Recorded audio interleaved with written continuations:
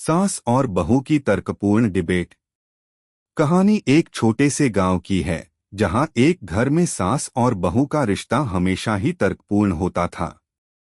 इस घर में सास का नाम सुधा था और बहू का नाम प्रीति। सुधा जी एक सख्त, अनुशासनप्रिय और अपने पुराने दिनों की यादों में खोई रहने वाली महिला थीं। प्रीति एक आधुनिक और विचारशील लड़की थी जो सास के सख्त और पुराने तरीके को समझने की कोशिश करती थी, लेकिन कई बार वे दोनों एक दूसरे से टकरा जाती थीं। अगर आप अपनी माँ से सच्चा प्यार करते हैं और उन्हें हमेशा खुश देखना चाहते हैं, तो इस चैनल को सब्सक्राइब करें, लाइक करें और इस वीडियो को लास्ट तक जरूर देखें, क्योंकि जल्द ही आपको एक अच्छी सी खुशखबरी मिलेगी जो आपकी दुनिया को बदल देगी। आपके लिए परमात्मा की तरफ से आशीर्वाद, कृपा, शांति और आनंद बरसता रहें। आपके हर सपने को परमात्मा पूरा करने में हमेशा आपके साथ हैं।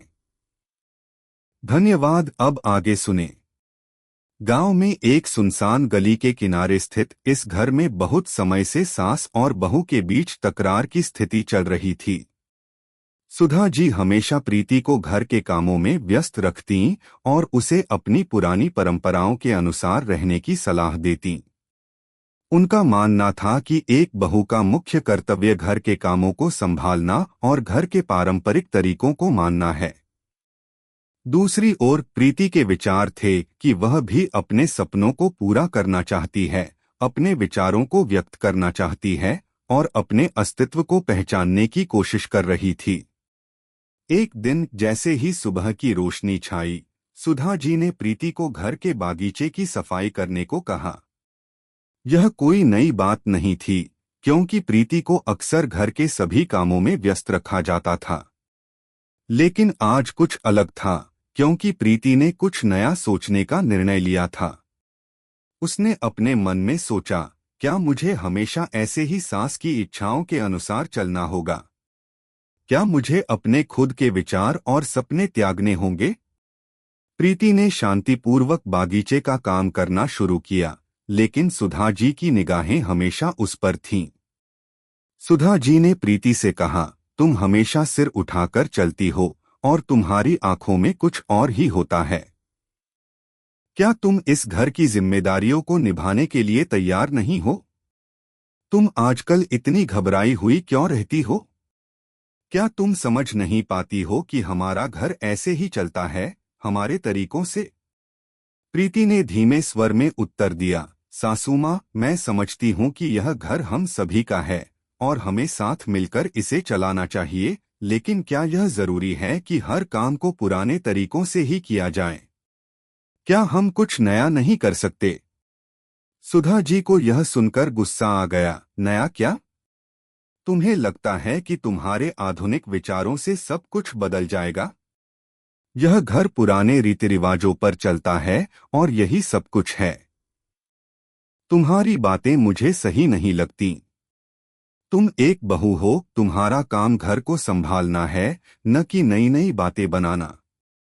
प्रीति चुप रही, लेकिन उसने ठान लिया था कि वह इस बार अपना पक्ष जरूर रखेगी। उसने धीरे धीरे कदम बढ़ाए और सुधा जी के पास आकर कहा, सासू माँ, मैं आपकी बातों का सम्मान करती हूँ, लेकिन क्या हम यह नहीं समझ सकते कि समय के साथ कुछ चीजें बदलती हैं? क्या हम दोनों को मिलकर एक दूसरे से कुछ सीखने का अवसर नहीं देना चाहिए? सुधा जी की आंखों में गुस्से की जगह अब थोड़ी सी जिज्ञासा थी।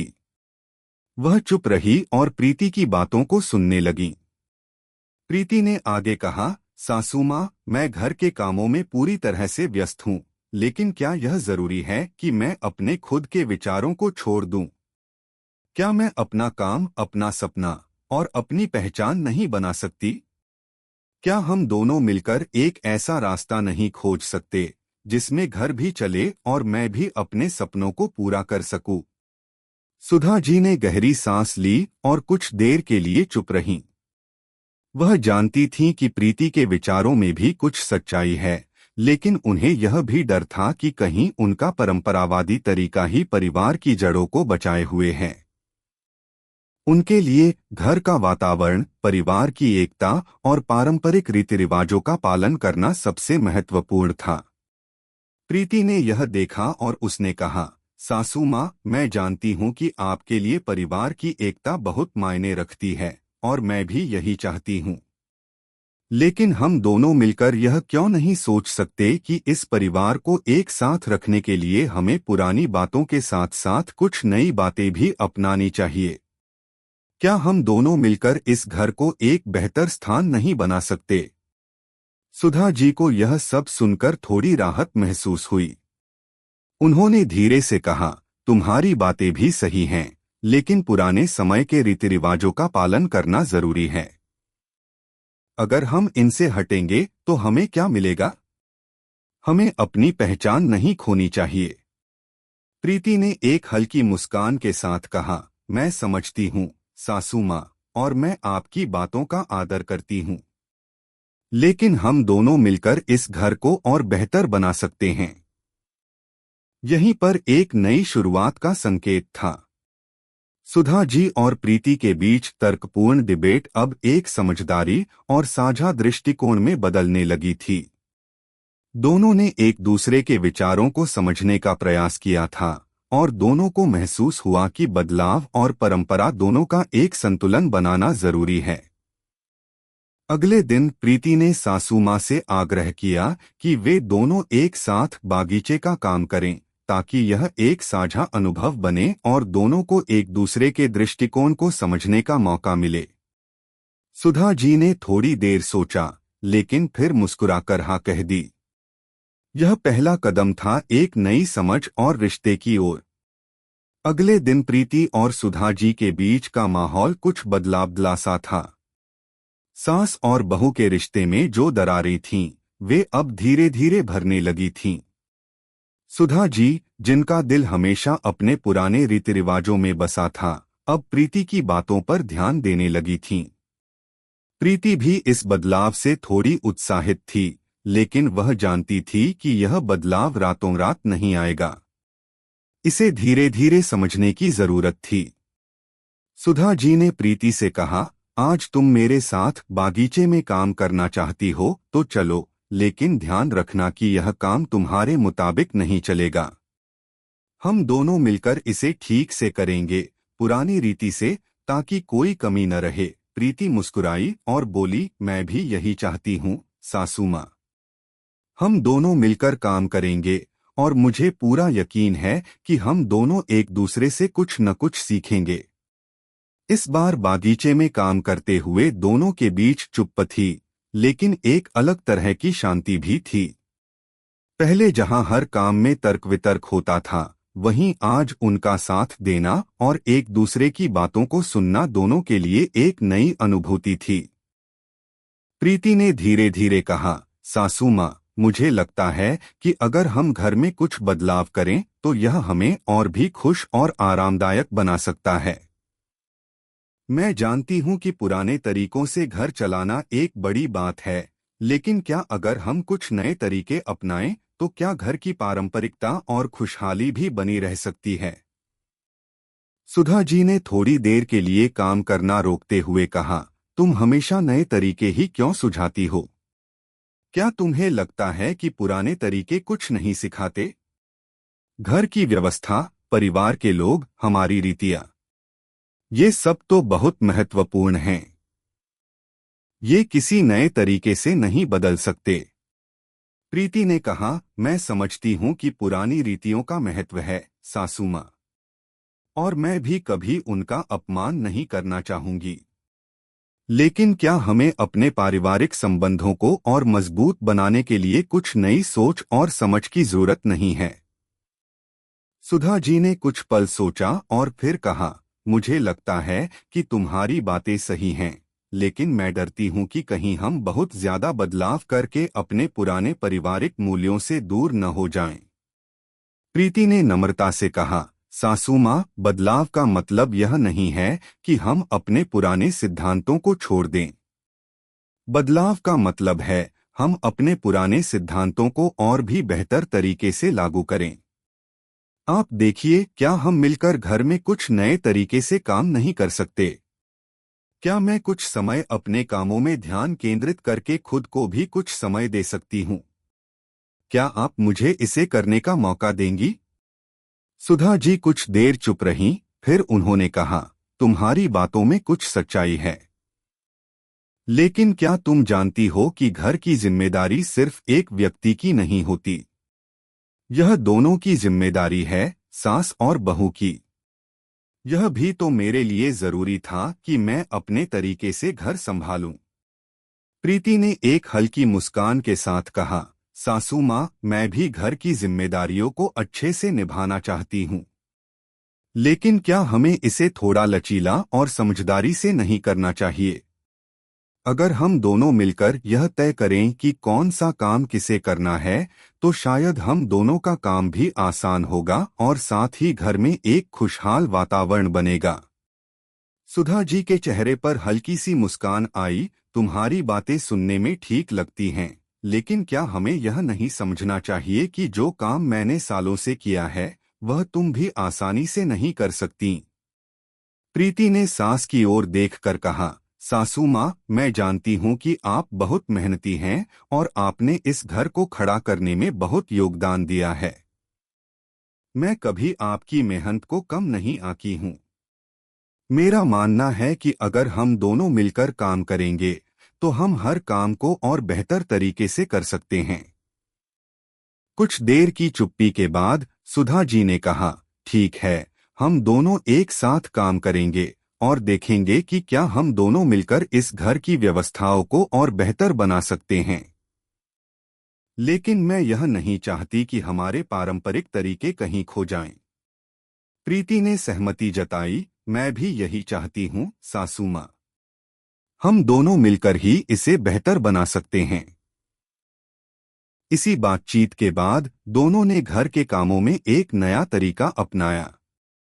सुधा जी ने प्रीति को घर के सभी कार्यों को मिलजुल कर करने के लिए प्रेरित किया। प्रीति ने अपने काम के साथ साथ कुछ समय खुद के लिए भी निकाला, ताकि वह अपने सपनों को पूरा कर सके। सास और बहू ने एक दूसरे से बहुत कुछ सीखा और धीरे धीरे उनका रिश्ता भी बदलने लगा।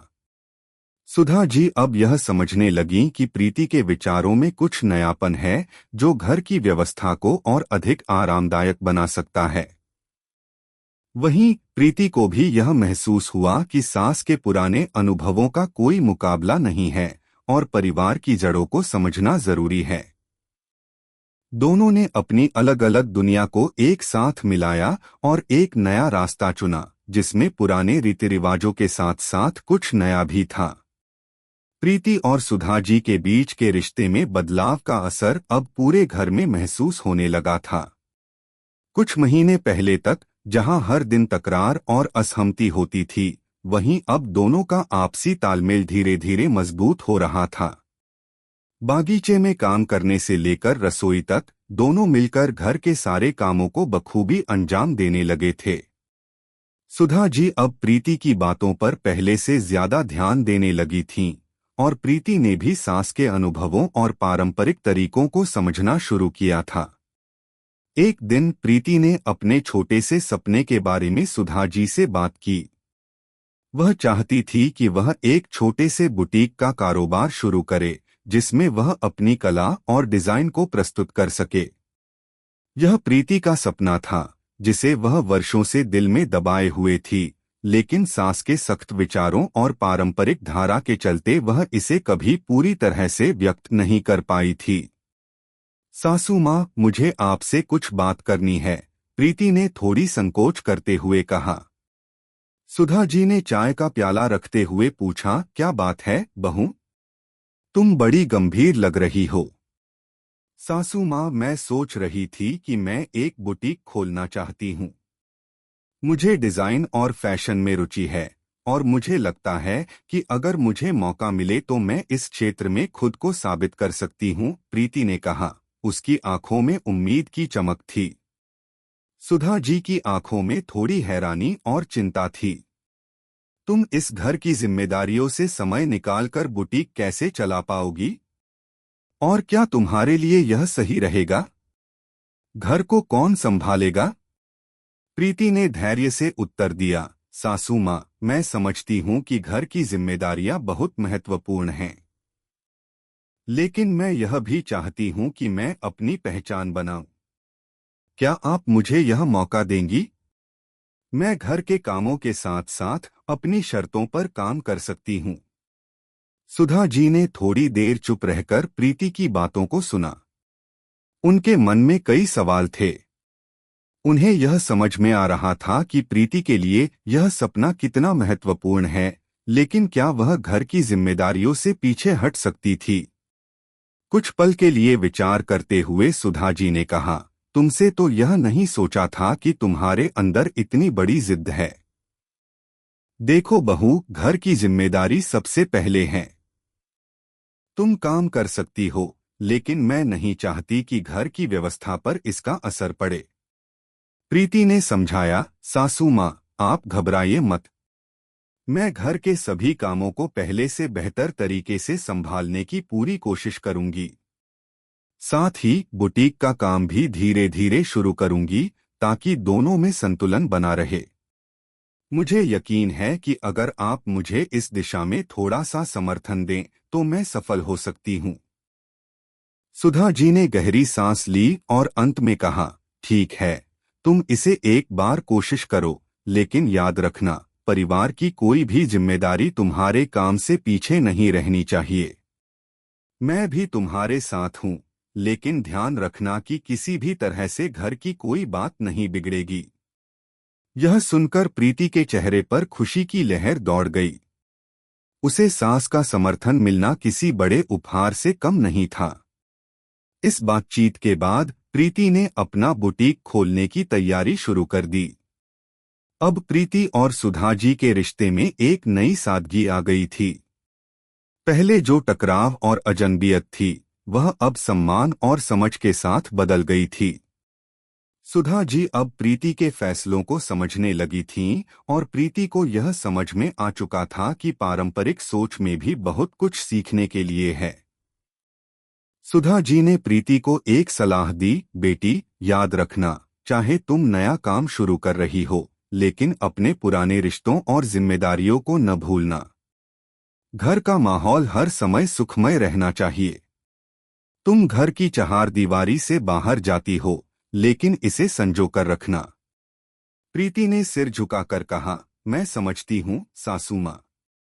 मैं घर की जिम्मेदारियों से कभी भी पीछे नहीं हटूंगी। यह मेरा वादा है।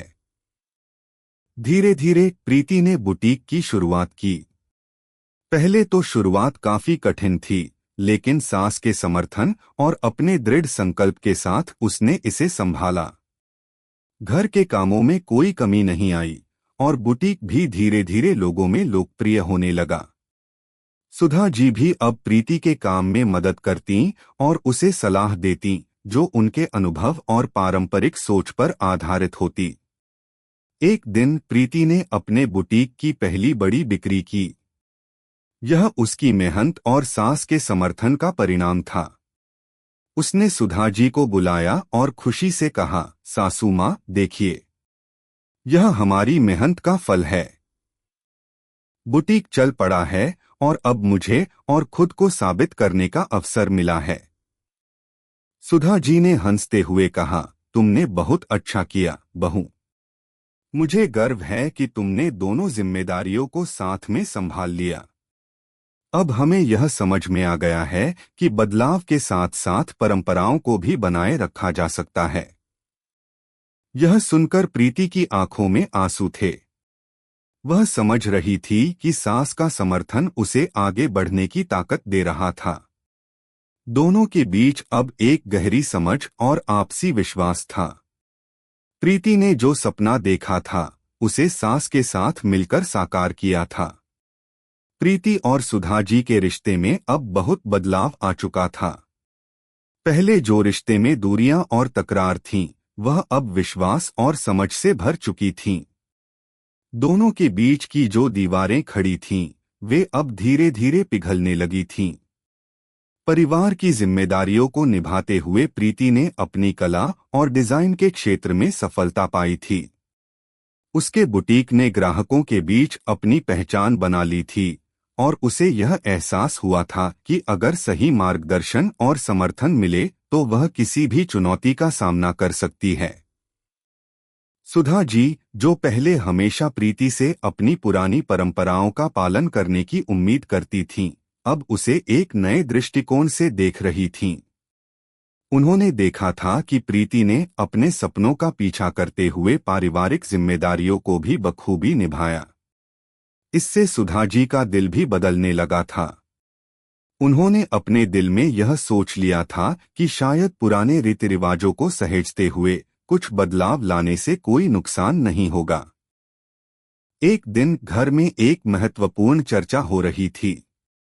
सुधा जी, प्रीति और परिवार के अन्य सदस्य एक साथ बैठे थे। सभी के चेहरों पर खुशी थी क्योंकि प्रीति का बुटीक अब पूरे गांव में चर्चा का विषय बन चुका था। लोग उसे सलाह लेने के लिए भी आने लगे थे और प्रीति के आत्मविश्वास में दिन ब दिन वृद्धि हो रही थी। प्रीति ने सभी को चाय सर्व की और फिर कहा, सासू माँ, मुझे लगता है कि हम दोनों के बीच जो समझ बनी है वही घर के लिए सबसे अच्छा है। अगर आप मुझे समर्थन न देती तो मैं कभी भी अपने सपनों को पूरा नहीं कर पाती। इसने मुझे यह सिखाया कि रिश्ते में भरोसा और समझ सबसे महत्वपूर्ण चीज होती है। सुधा जी ने चाय का प्याला रखते हुए कहा, बहू, मैंने देखा है कि तुमने जो ठान लिया वह करके ही रहती हो। पहले मुझे लगता था कि तुम जो कुछ करना चाहती हो वह सिर्फ समय की बर्बादी है, लेकिन अब मैं समझ रही हूं कि हर व्यक्ति का अपना सपना होता है। अगर उस सपने को पूरा करने का सही तरीका मिल जाए तो वह परिवार के लिए भी फायदेमंद हो सकता है। प्रीति की आंखों में आंसू थे और उसने कहा, सासू माँ, अगर आप मेरे साथ खड़ी नहीं होती तो मैं कभी भी यह रास्ता नहीं अपना पाती। आपने मुझे कभी भी मेरे सपने पूरे करने से नहीं रोका और यही तो सबसे बड़ी बात है। हम दोनों की सोच अब एक दूसरे से मेल खाती है और मैं जानती हूं कि हम मिलकर और भी बहुत कुछ कर सकते हैं। सुधा जी के चेहरे पर हल्की सी मुस्कान आई। उन्होंने प्रीति के हाथ को थामते हुए कहा, तुमने मुझे यह समझने का मौका दिया कि हर बदलाव बुरा नहीं होता। पुराने समय में जो कुछ भी किया गया वह उस वक्त की जरूरत थी, लेकिन अब समय बदल चुका है और हमें यह समझना चाहिए कि बदलाव से डरने की बजाय उसे अपनाना चाहिए। इस बातचीत के दौरान परिवार के अन्य सदस्य भी सुन रहे थे। सुधा जी की यह बात सुनकर सबने सहमति जताई। उनका विश्वास था कि पारंपरिकता और आधुनिकता का मिश्रण ही सही रास्ता है। अब सभी यह समझने लगे थे कि जो कुछ भी परिवार में हो रहा है वह सभी के भले के लिए है। अब प्रीति को न सिर्फ अपनी सास का समर्थन मिल रहा था, बल्कि वह अपनी सास से कुछ महत्वपूर्ण बातें भी सीख रही थी।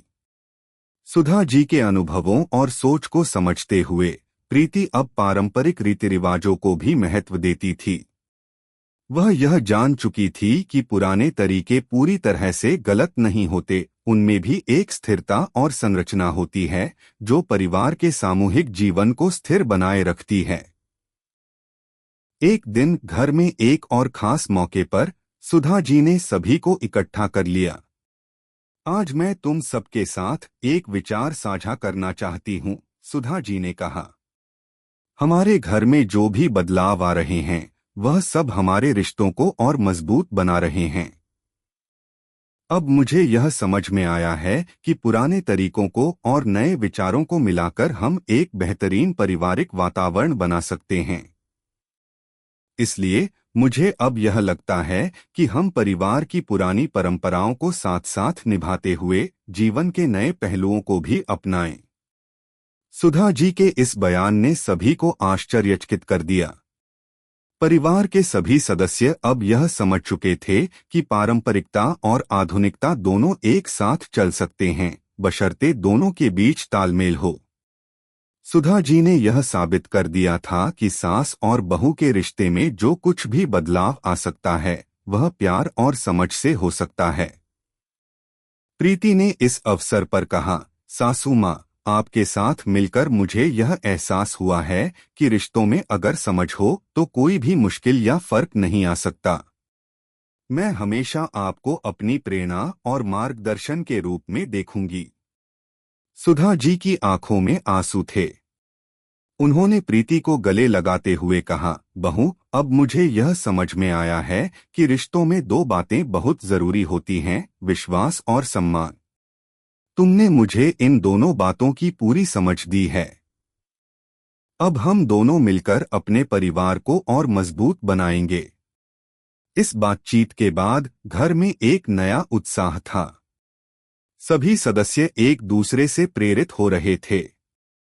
प्रीति और सुधा जी का रिश्ता अब एक आदर्श बन चुका था।